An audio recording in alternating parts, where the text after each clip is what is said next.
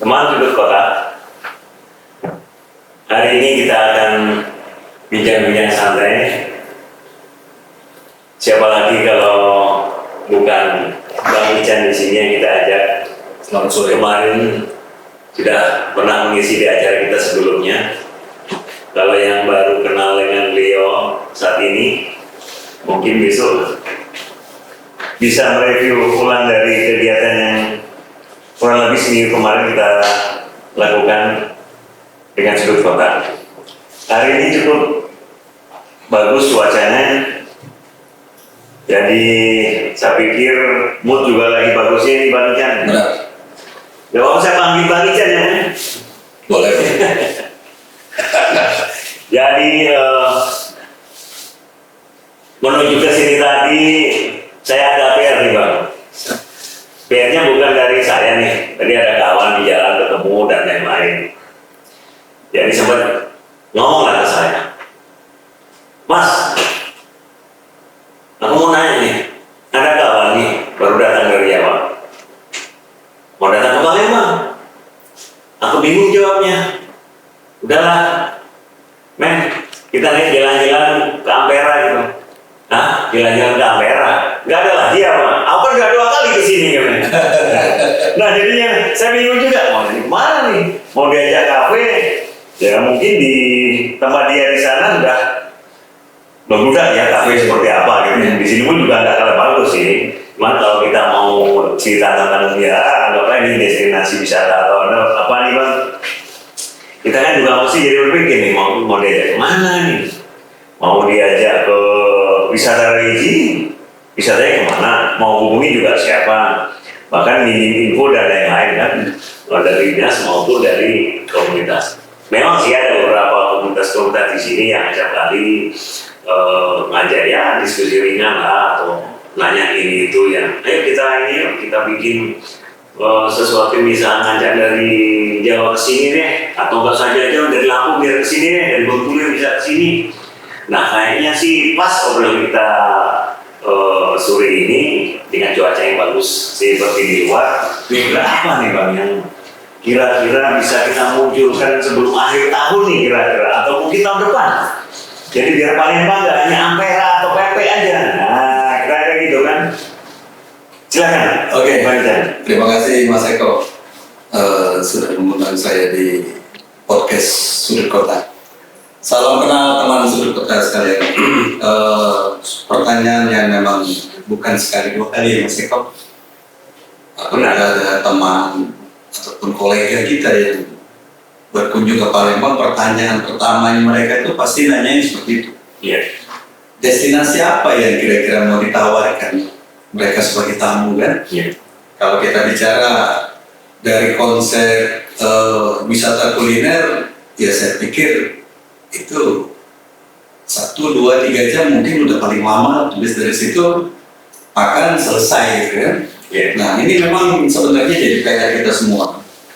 Jadi Palembang ini sebenarnya banyak potensi Mas. Ya, ada potensi sejarahnya, ada budayanya, ada kulinernya juga apalagi ya, dan lain sebagainya. Cuma memang perlu ada kerjasama atau koordinasi yang memang komprehensif dengan seluruh stakeholder ya. Ambil contoh begini. Pada waktu kita bicara jembatan Ampera, realitednya kan sebenarnya ada satu komplek, Mas. Yeah. Komplek itu dimulai dari ada namanya Masjid Agung, ya, ada namanya BKB, ada namanya kantor wali kota atau disebut dengan kantor Leden. Maju lagi sedikit kita akan ketemu dengan museum tekstil. Arah ke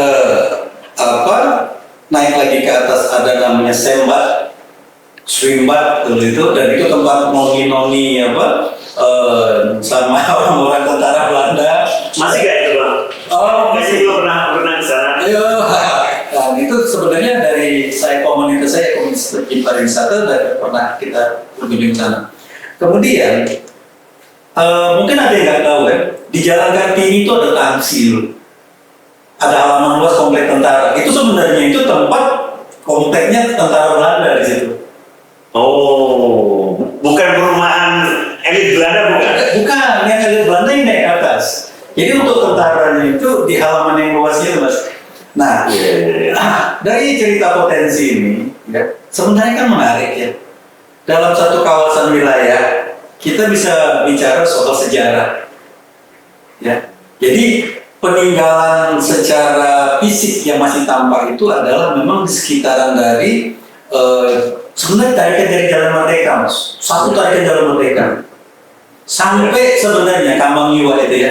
Kamangiwa itu potensi juga loh. Betul. Bagaimana Belanda dulu menyelesaikan masalah banjir yang sering terjadi di jalan tersebut. Ya. Gitu kan? Nah, ini ada potensi situ kan, ada 2 titik. Nah, sebenarnya di situ juga ada potensi-potensi yang bisa kita jadiin sejarah.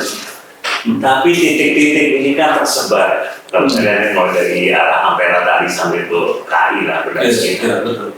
Cuman bagaimana nih caranya memaksimalkan potensinya? Apakah sekedar cukup nih kafe aja yang sekarang sudah mulai bermunculan, kemudian anak muda, atau ada lagi mungkin kayaknya kalau ngarah ke arah istilah bidang-bidang kita ke sejarah, apa nggak terlalu berat ya?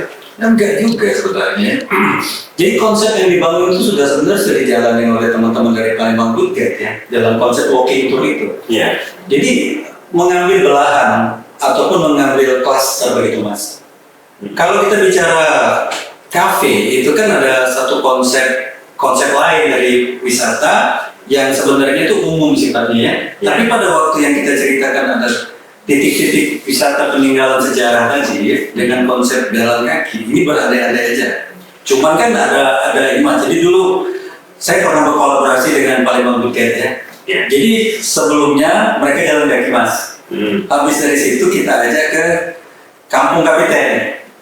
Itu pakai jeep nyebrang, muter-muter ya. Terus beli durian, Mas.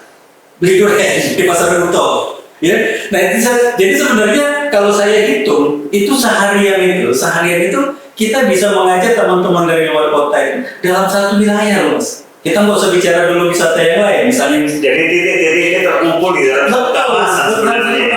Benar, Mas. Iya.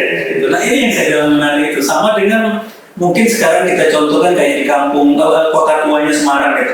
Kota tua Semarang kan cuma satu titik itu. Iya. Ya, nah, jadi saya pikir mungkin itu yang kita coba. Makanya perlu antara teman-teman stakeholder yang punya kepentingan ataupun punya concern terhadap pariwisata kota. Saya pikir itu dulu yang diangkat. Ya. Nah, penyebaran dari situ nanti mungkin tadi yang saya bilang ada potensi yang sejarah dari sisi contoh misalnya dari tarikannya Kesultanan Palembang Darussalam. Iya. Saya juga sih. Iya, betul. Terus mungkin sejarahnya agama Buddha gitu kan, dan sebagainya. Karena kan Palembang ini tidak terlepas dari sejarahnya Kerajaan Sriwijaya gitu kan. Nah, memang ada satu hal yang memang agak kita susah untuk kita jelaskan karena peninggalan ini sangat minim sekali kan. Apalagi kalau kita bandingin dengan kerajaan-kerajaan di Pulau Jawa masih ada peninggalan. Kalau di sini kan justru lebih pada kalau kita sebut titik-titik wilayah yang hanya berdasarkan penemuan dari prasasti gitu kan. Jadi seakan-akan cuma mitos atau hikayat gitu. Akhirnya, Mas, persepsinya timbul karena nggak ada peninggalan yang sifatnya secara fisik. Akhirnya pemikiran orang ya seperti mungkin pernah terdengar komentarnya Iwan Saidi, ya nggak ya? Iya. Nah, itu sebenarnya kita ya introspeksi juga gitu. Artinya bukan beliau bukan menghujat kita enggak, tapi paling tidak menambah ini kita untuk lebih mencari tahu lagi potensi-potensi wisata yang hasil dari peninggalan Kerajaan Sriwijaya. Sebenarnya lebih halusnya bukan ini ya. Menurut saya kalau salah satu Pak Ridwan saya tadi lebih pasnya sih kayaknya mengaparkan sedikit ya. Betul. Seperti kalau selama ini terlena dengan kiasan-kiasan Sriwijaya, sebuah kerajaan kesultanan dan sebagainya dengan kebesaran dan tapi nggak ada yang pernah untuk istilahnya bahasanya itu untuk memvisualkan, memviralkan ataupun menceritakan dengan gaya masing-masing. Itu tabu gitu kan. Betul. Apakah karena tidak ada keberadaan atau peninggalan seperti itu? Padahal saya pikir di museum-museum cukup banyak. Tapi kan ya sayang kalau cuma berdiri sendiri di museum tidak ada cerita atau narasi di sana. Ya, inilah yang kita tunggu teman-teman dari sejarawan di Sumatera Selatan ini ya, khususnya di Kota Palembang kan. Memang mereka perlu explore lagi, kan begini ya. Event itu cuma ledakan awal gitu. Yang perlu itu setelah ada event, apa realisasi itu tindak lanjutnya atau implementasi dari itu. Karena setelah kita adakan event, apapun namanya yang ada di Palembang ini, siapa yang menindaklanjutin? Kedua, ada nggak dampak terhadap peningkatan kunjungan? Ya enggak? Kemudian paling penting adalah persiapan dari kita ini pertama dari pemerintah, dari masyarakat, ya, untuk mengantisipasi kunjungan. Ya kan kalau kita bicara di wilayah di daerah Pulau Jawa, itu kan awareness-nya mulai dari masyarakat terhadap pariwisata itu udah bagus, ya enggak?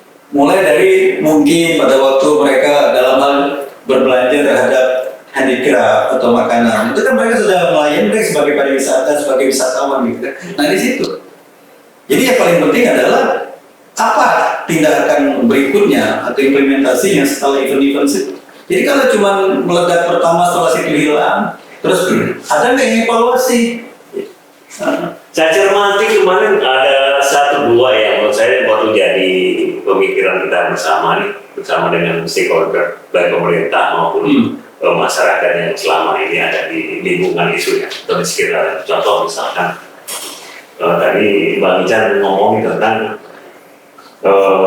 ya sudah ada mungkin itu yang harus lebih konsisten untuk dikunjungi atau apa. Bahkan kemarin sempat ngobrol-ngobrol dengan kawan-kawan kita di sana yang banyak nih catatannya menghujat, tapi karena di media ini lagi viral kan, seperti contoh Bandara Sultan Mahmud, Bandara B2 yang turun grade dari internasional jadi nasional, tapi ternyata tidak segampang itu kita menghujat bahwa manajemen atau apapun yang ada di sana tidak melakukan yang maksimal. Ternyata kalau kita bedah lebih lanjut lagi, kenapa sampai seperti itu? Ternyata kan yang baru dikatakan tadi kan awareness, kepedulian, terus juga sikap pertama dari apa dan kelanjutannya seperti apa. Saya pikir memang iya, betul. Bandaranya sudah besar, sudah bagus, sudah megah, SDM-nya juga mumpuni dan lain-lain. Tapi karena di sekitarnya tidak menyerap sebagaimana, dia mau nggak mau bandara akan sepi. Betul. Kalau berangkatnya rame, kita tahu pasti rame berangkatnya, entah mana orang Palembang ini setiap weekend. Iya. Tapi saat kita tanya, yang dari luar berapa persen yang masuk? Nggak bisa dong kita tanyakan dari salah satu lembaga atau istilahnya ya seperti dari pihak bandara atau dengan sapro seperti itu bahwa mereka yang salah. Ternyata kita sendiri yang di luar itu tidak bisa mengkoreksi. Betul. Kita kan seperti itu. Betul. Jadi yang saya ketahui ya, PAD dari pariwisata ini, ya, saya nggak tahu dari mana gitu. Tapi yang pernah saya dengar itu dari 24, dari hotel sama restoran kalau nggak salah. Iya. Gitu kan? Jadi dilihat dari tingkat hunian hotel gitu kan. Ya kan hunian hotel itu relatif mas. Atau memang pariwisata, atau memang kunjungan keluarga, atau ada event seminar dan sebagainya gitu kan. Oke, sebenarnya itu potensi mas. Kenapa saya bilang potensi? Event, seminar kah, lomba kah, acara olahraga dan sebagainya, itulah sebenarnya potensi mas. Mengapa orang berlomba-lomba untuk menjadi tuan rumah event? Karena di situ kesempatan mereka untuk adanya transaksi. Ya. Dihitung dengan misalnya ya satu orang itu membawa 500 sampai 1 juta untuk dibelanjakan di Kota Palembang. Bisa untuk wisata kuliner dan sebagainya. Nah kita bayangin kan mas, kalau yang datang tuh ratusan bahkan ribuan untuk bertransaksi di sini, otomatis kan ekonomi masyarakat kan akan naik. Ya. Gitu. Nah ada satu lagi terkait dengan Kesultanan Palembang Darussalam, ya, terlepas dari kontroversi ya. Tapi yang paling penting menurut saya adalah bagaimana potensi pariwisata ini kita bangun, ya, dengan melibatkan Kesultanan Palembang Darussalam. Contoh, Kesultanan ini kan ada legitimasinya, ya, yang diakui. baik di dalam lokal, domestik ataupun nasional bahkan internasional. Ya. Nah, potensi itu kan paling tidak kalau domestik taruhlah kita bermain di sekitaran Palembang. Tapi kalau dia sudah skala nasional dan internasional, kan akan luar biasa apabila Kesultanan melakukan event kegiatan, ya, mendatangkan ataupun akhirnya dari jiran-jiran kita dari Malaysia, Brunei, Dari sana. nah, terutama kan kalau kita bicara sebenarnya kan Kesultanan Palembang Darussalam kan salah satu pelarian mereka itu kan larinya kan ke Tumasik gitu kan, dengan di Singapura kan. Nah itu kan bisa ditarik sejarah. Nah itu ada satu potensi baru mas yang bisa diangkat. Ya. Betul. Ya, jadi seperti apa yang sudah pernah dilakukan oleh beberapa negara yang menurut saya ada kegiatan apakah keagamaan, ritual tradisional, ya. Tapi pada akhirnya nanti mendatangkan pengunjung ya. Ya kalau kita contoh paling sederhana yang pemakaman di Toraja misalnya gitu. Itu kan cerita sejarah mereka tapi bagaimana packaging yang dibuat oleh kawan-kawan, apakah itu dari dinas, apakah dari komunitas, sehingga itu dijual. Betul. Narasinya jadinya terhubung. Jadi kalau cerita nantinya membuat orang Toraja, ya sebenarnya kan sudah simpel dan sederhananya kan. Ya kita mau lihat orang mati dikuburkan, sudah cukup di situ. Tapi di luar itu ternyata kan ada banyak hal yang bisa digali. Ya. Jadi pariwisata ini kan akhirnya ada potensi yang dulunya itu kita menganggap itu tidak akan menjadi daya tarik. Kan pemahaman di kita mas. Ya. Tapi pemahaman dari wisatawan, baik itu nasional, nusantara atau mancanegara, itu beda. Karena apa tadi? Keinginan tahuan mereka gimana sih cara ngapain di Bali, di Toraja, ya, atau yang di mana? Itu kan jadi permasalahan aja. Adanya how to packaging ya, bagaimana kita membuat suatu konsep pengemasan sehingga pada waktu kita jual menjadi daya tarik gitu. Nah ini yang menurut saya perlu duduk bareng stakeholder ini. Jadi maaf nih, dinas jangan berjalan sendiri gitu. Ya nggak perlu satu kali mengajak dialog lah teman-teman yang penggiat pariwisata. Toh mereka kan nggak hidupin mas, mereka menghidupi diri mereka sendiri gitu. Iya. Ya, nah coba diajar itu. Apakah kedua melibatkan akademisi? Ya, kenapa akademisi? Akademisi ini kan dia akan melihat dari perspektif mas. Nah, yang ketiga adalah mungkin tokoh-tokoh masyarakat. Nah, tokoh-tokoh masyarakat ini kan harus dirangkul mas. Karena kalau bicara sejarah yang ada itu paling tidak mereka juga ada kontribusi kan. Nah, contoh nih saya baru dapat titik nolnya. Saya baru baca ada di TikTok.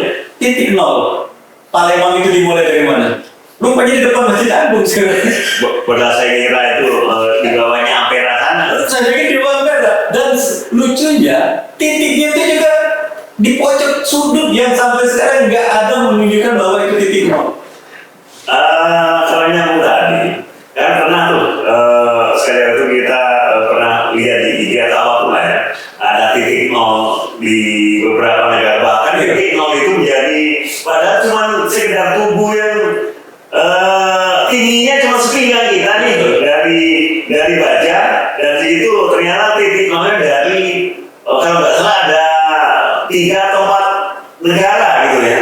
Sebenarnya tidak ada yang kenal gitu, cuma karena packagingnya ini tadi menjadikan mereka jadi penasaran kok bisa satu titik dimiliki oleh 3 sampai 4 negara kan gitu kan. Tapi ternyata banyak juga yang masih istilahnya masih kepingin ada apa sih di situ, ada apa? Ternyata memang dari sisi sejarah atau ceritanya memang juga luar biasa. Perang Dunia Pertama, Perang Dunia Kedua ada di situ semua. Dan titik itu bukan cuma sekedar titik, ada ceritanya. Itu sepakat. Jadi ada satu kita sebut monumen lah, apakah tugu atau yang dibuat unik spesifik, mungkin ada latar belakang sedikit sejarah cerita. Jadi pada waktu menjadikan tempat untuk selfie ataupun foto, ya ada satu kebanggaan mereka. Ada penanda. Nah, aku atau gue udah di titik nolnya Palembang loh, gitu kan? Seperti itu. Jadi Sederhana mas, makanya itu bilang dari potensi. Nah, Kalau kita sudah bicara ke saya sering nonton di YouTube ya, di beberapa negara Eropa ya. Ternyata pariwisata itu ngalir mas, tidak perlu guide mas. Akhirnya, jadi mereka itu cuma pengen jalan kaki keliling menyusurin saja. Mengalami dan Sudah terus gitu. Dan itu mereka cuma pengen tahu muter. Nah, sementara saya bilang tadi kita punya klaster khusus tadi yang di wilayah mulai dari Masjid Agung sampai ke Kamangiwat tadi itu unik. Kenapa kita nggak coba jadi dibikin jalan lah, model pedestrian sehingga mereka tuh merasa aman berjalan di situ tanpa khawatir dengan kendaraan dan sebagainya. Dan itu kalau dibikin, ya kan bayangin mas, dalam perjalanan yang memutarin dari anggap aja dari titik nol tadi sampai ke Kamangiwa atau sampai ke Sema Garuda tadi, menyusuri jalan tadi lewat jalan Kartini, naik ke atas Ampua, ke atas turun lagi ke Tentara, Talan Rangga, lihat lagi ada di situ ada kolam kecil itu tadi di dekat Masjid Taqwa. Nah kalau menurut saya kalau itu akan menjadi potensi wisata. Tempat mereka melalui jalannya tadi bisa itu mas, baik merchandise-nya mungkin atau potensi kulinernya. tampaknya bidang kita sore ini harus menjadi salah satu tadi yang perlu kita garis bawahi tadi ada 3 poin. Satu adalah penanda, saya pikir. Kedua dikenalkan, dan ketiga yang terakhir ini tadi mereka bisa mengalami sendiri. Betul. Jadi ada guide maupun tidak ada guide, mereka bisa mengalami sendiri. Jadi 3 poin ya hari ini sudut kota, teman sudut kota. Jadi penanda, entah apapun itu dengan cara sederhana atau apapun. Yang kedua adalah dikenalkan, yang ketiga adalah biar mereka mengalami sendiri. Nah, kayaknya pasti bisa baca. Oke, teman sudut kota, hanya bincang kali ini coba kita cut dulu sampai sore ini. Next kita akan bertemu dengan tema-tema yang lebih update lagi dari kawan-kawan yang lain. Siapa tahu dari anda yang lihat di podcast ini bisa ikut memberikan masukan kepada kita. Kira apa nih yang perlu kita bicarakan dengan kawan-kawan yang di luar sana juga. Oke, selamat sore. Assalamualaikum warahmatullahi wabarakatuh. Waalaikumsalam.